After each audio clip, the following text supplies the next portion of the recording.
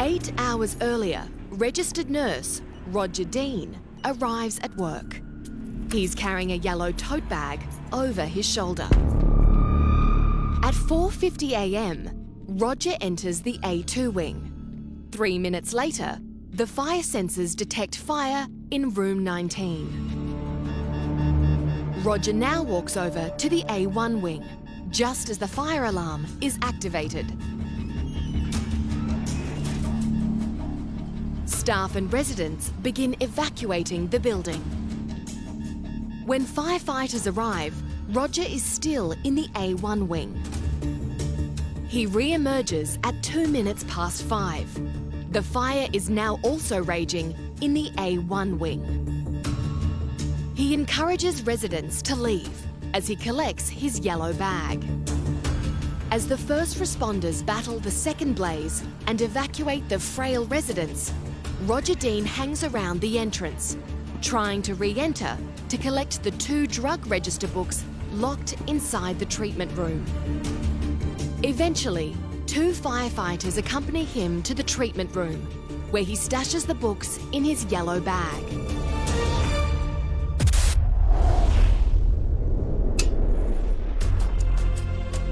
Exiting the nursing home at 6:13 a.m, Roger says he is an asthmatic and needs to walk home and get his Ventolin puffer.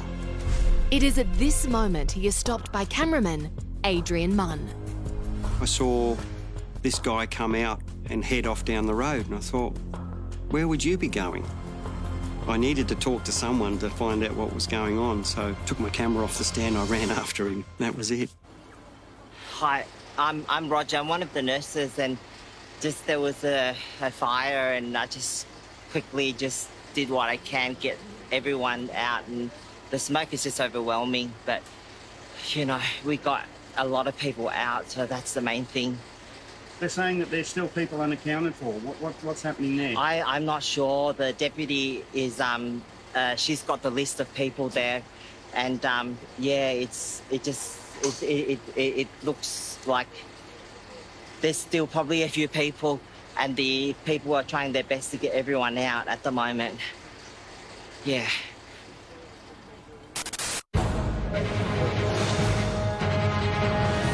Now, just Quakers Hill in Sydney's west, we are now being told that a dozen people are missing. Our reporter is heading there.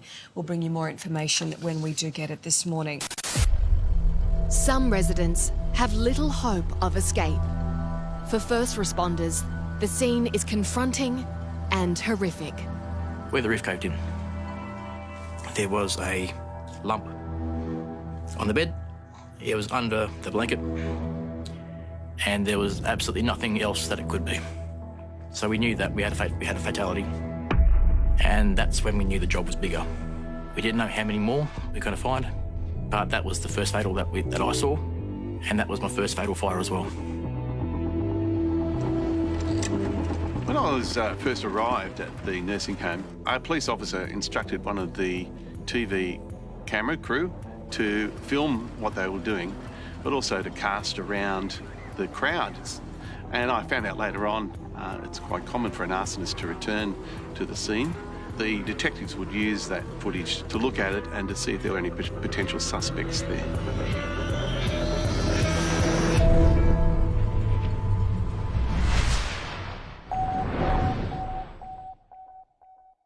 Today. A fire has taken hold of Quakers Hill Nursing Home, causing the roof to collapse. Almost 100 residents have been evacuated, and the tragedy is unfolding live on breakfast television. Let me just see if the press conference is about to start. I think it is. Yeah, we're right to go. All right. And I'll hand over now. Ladies and gentlemen, we'll just bring out we'll have police, ambulance and fire to give you a statement. Unfortunately, large numbers of people have been taken to hospital with smoke inhalation, and we can confirm that there have been some fatalities. With news of fatalities, this is no longer an arson investigation. This could be murder, and the killer could still be at the scene in plain sight. It's a horrible time for families, not knowing who's alive or who's dead. I remember waking up and seeing the news, and it mentioned about a fire at Quakers Hill Nursing Home. And I remember I just started to shake. I felt sick. After hearing the news, Donna Austin rushes to the nursing home to look for her mother, Alma. I remember running to the police officer, and I'm saying, look, oh, my mum's in there, I need to see my mum. And he told me, he says, look, I'm really sorry, but you can't go in. I never got a clear answer about where my mum was, whether she was dead or alive. I was still left in limbo. And I still had that hope that she was okay. There are now 75 police officers, 100 firefighters, and 100 ambulance officers at the scene. Over 50 patients with burns and smoke inhalation have been taken to hospital. This is becoming one of the most tragic events in recent history. I can still see the face of those patients, the blackened faces. If you want to see true sense of fear, you'll see it in those patients. We were all hardened emergency service workers and we'd seen a lot, but this just broke our heart.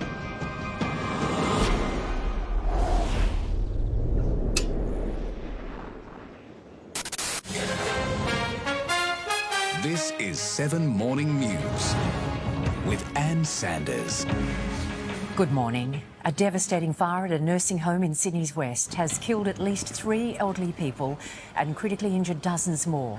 There were 100 people inside Quakers Hill Nursing Home when the blaze broke out as residents slept. By late morning, the police investigation is well underway. It's very rare that you'll get 2 different spots of fire that are caused accidentally or through an electrical fault or similar. So we were fairly confident we were dealing with an arson early on. It could have been started by a resident, it could have been started by a staff member, it could have been started by somebody else who'd gained access to it who was off. We were able to identify reasonably early on that there were 6 staff in total who had either been on shift or had been at the nursing home on the night. So those 6 particular people were obviously a priority from an investigative point of view. Is the crucial issue of the missing drugs, reported to police earlier in the evening. The facility manager had started investigating the theft of the missing medication. She obviously reviewed the CCTV footage and spoke to the other nurses. She basically began to put some evidence together. It was my understanding that there was a carer or a nurse that was on duty and she believed he'd been stealing medication. CCTV vision reveals nurse Roger Dean making repeated visits to the drug treatment room, where the addictive medication is stored. He is now a prime suspect. He had been in and out of that treatment room approximately 36 times the previous shift, which totalled up to about 2 hours in total, which is extremely unusual for a nursing home of that size. Roger Dean is a registered nurse with 15 years' experience and had almost completed a law degree. He'd only started work at Quakers Hill Nursing Home 2 months before the fire. We did later become aware of a previous incident Roger had had while working at the St John of God Hospital, where he had been on shift dispensing medication and located in the drug treatment room, believed to be under the influence of some form of drug. He notably didn't mention on the CV that he had previously worked at the St John of God Hospital where that previous incident had occurred. Mum didn't like him from the day it started. Mum had said to me, he's not giving me the right medication. And she'd say, I hate it when he comes near me. She said, he gave me Panadol instead of my Endep. After the facility manager left the building at around about 4 a.m, Roger approached the other nursing home staff and offered or requested that they go on a break. The nursing home staff agreed and they went off on their breaks, which basically left Roger Dean as the only staff member in charge of that A wing leading up to when the fire alarms were activated. I remember seeing Roger Dean on the morning. He was running around, appeared extremely concerned for all of the residents and was trying to assist us in any way that he could. At several points in time, I had contact with Roger Dean saying that he wanted to help the residents. He was tagging on my shoulder, trying to ask me, can he please get in? It is after a number of attempts that he finally manages to get a couple of firefighters to assist him to open that locked drug treatment room, where he removes and takes the drug treatment books with the records of the dispensing of the prescription medication. Roger Dean destroyed the books, then returned to the scene of the crime. We were concerned for him and treating him just as we were all of the other patients, and that is what really turns my stomach. I don't hate many people, but I certainly have this real true sense of hate now that someone could do that someone could behave like that and just give us the false understanding that he was some sort of hero. And of course, that's the last thing that he was.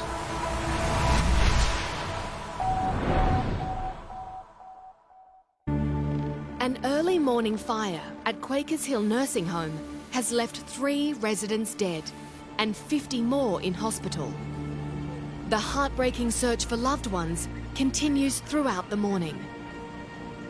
Finally, after hours of desperate searching, Sue Wiebeck finds her mum, Verna, at a nearby hospital. She was in intensive care, and we walked in and they said, "This is your mum." And we looked at each other and Chris said, "That's not mum." Just didn't look like mum. She was just black. Her hair was completely black. Her face was black.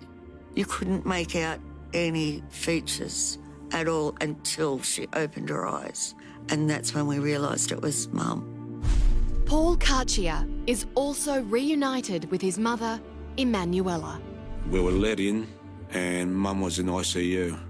Her hair was burnt. Her face was black. We were wondering why she had a lot of burns on her arms and shoulders and the chest, and they told us that the roof was starting to collapse on top of them. She would have saw the roof coming down, because when we saw it from the outside, we just shook our heads. How can anybody get out of it?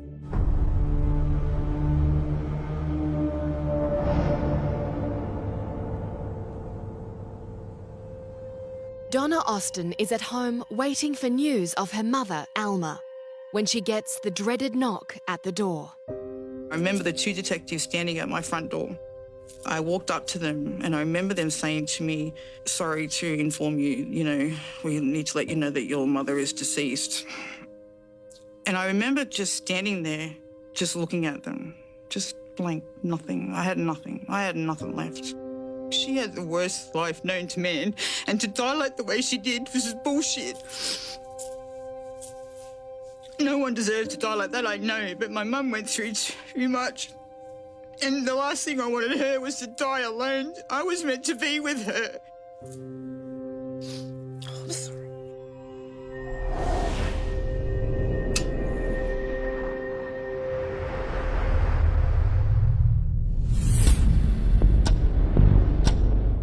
Nurse Roger Dean is now the prime suspect.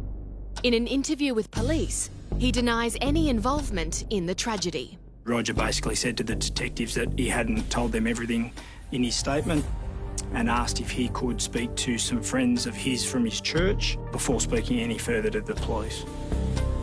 Roger was part of the Quakers Hill Anglican Church, which offered support to the elderly victims and their families during the fires. A member of my church who was caring and befriending Roger rang me and said, "Roger's been taken down to the police station." I had a chat with this guy and he was going down to speak to Roger. And I encouraged him to go down and to say to Roger, if he did it, then tell them. That was the right thing to do. Roger Dean's every movement on the night is being analysed by police, and they have a good idea of what happened. He had obtained one of the other staff members' cigarette lighters and walked down into the A2 wing, where there was a vacant room, room 19, and it was a single room with only one bed in it, and that he decided to light the sheets that were hanging down off the side of the bed. Did you light any fires in the Quakers Hill nursing home?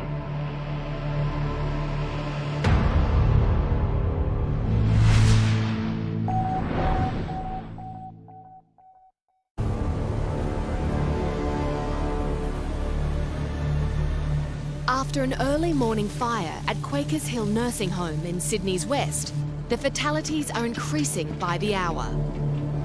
Police have a prime suspect in nurse Roger Dean. And now, after hours of interview, the critical moment has arrived.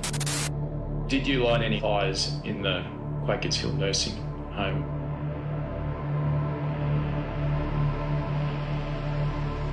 Yes. And where did you light that second fire? I had walked out of the first one that I lit, and I walked across to the A1 wing, and whilst I still had the lighter, I lit this second empty bed. Likewise, with the previous fire, he lit the sheets on the unoccupied bed in room 3 of that wing, which was basically the fire that caused all of the damage. Well, the room that that bed was in for the second fire, was there any residents in that room?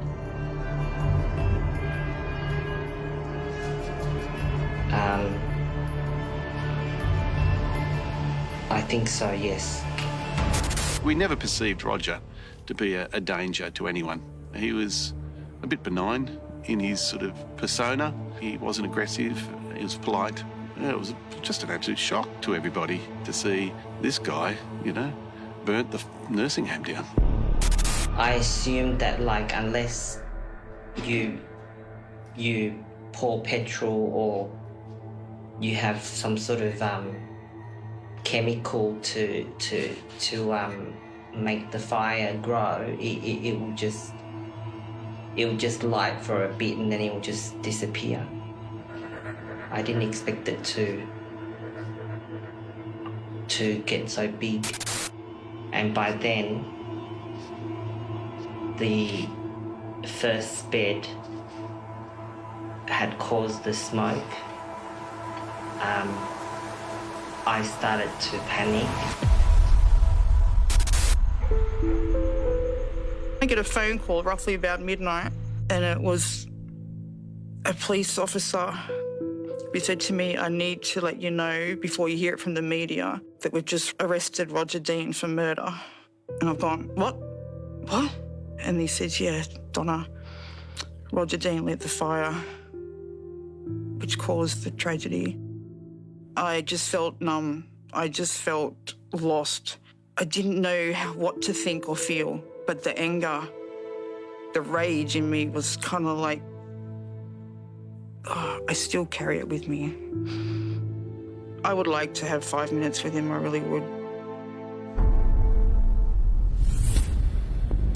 The day after the fatal fire at Quakers Hill Nursing Home, police are able to piece together the entire story.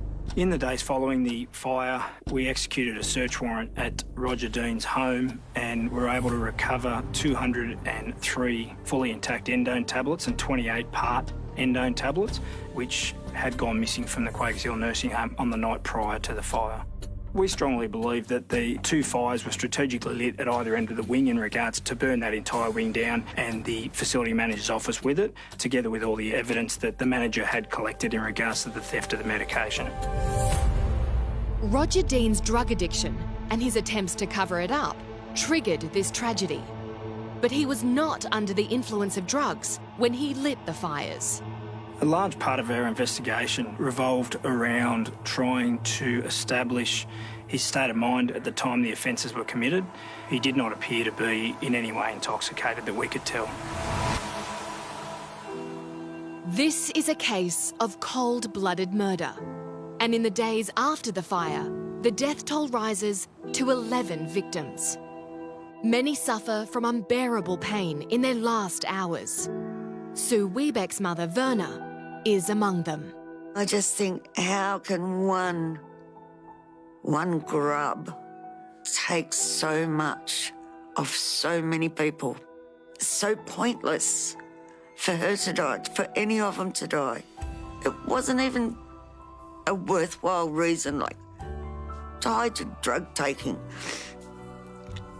I've been robbed of a friend, a mother's love, my strength. No matter what I did in life, I would get into trouble for it. But Mum still loved us the same.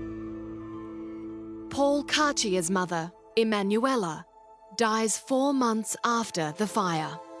We were told that this accelerated her death. Nobody deserves that. Nobody in this world. I don't care if you hate someone or anything. No one deserves that, what they went through on the day.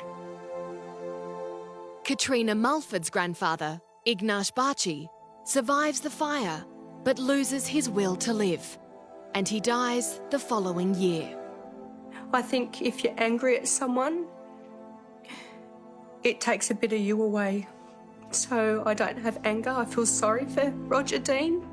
I feel sorry that he became a drug addict and it ruled his life. I'm sorry that he changed a lot of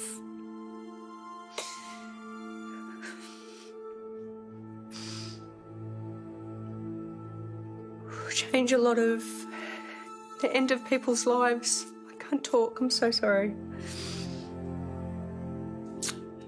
Sorry.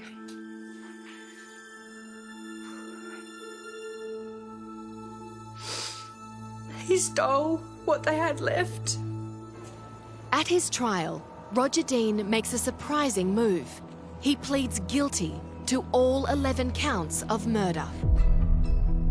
He will spend the rest of his life behind bars, but the families of his victims are still consumed by anger. Every time we went to court, the police officer had to sit next to me because I've told them if I get my hands on him, he's gone. Be careful. I know you won't get out of there. You only get out of there in the coffin. If you do get out, I'll be waiting. When he looked at me, that's when I said to him, I said, I hope you rot in hell, you piece of shit. The death toll could have been so much worse had it not been for the bravery and humanity of the emergency service workers. I was being flagged as a hero, but I don't see myself as a hero. I just see myself as a police officer doing what any other police officer would have done in my position. It was unexpected, it was chaotic and emotionally exhausting. It brought the best of the firefighters that attended that day. It's just horrendous to think that these people were thought to be safe and being cared for, and the very person who was tasked with caring for them could go about and just murder them in their beds. That's horrendous. They were such lovely, lovely people. Just why this animal, mongrel, son of a bitch did it. I don't understand why.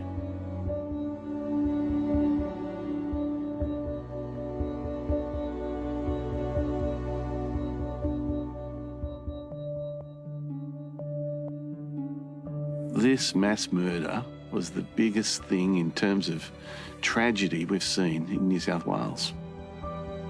And for most of us years later, it's just a news article or a memory.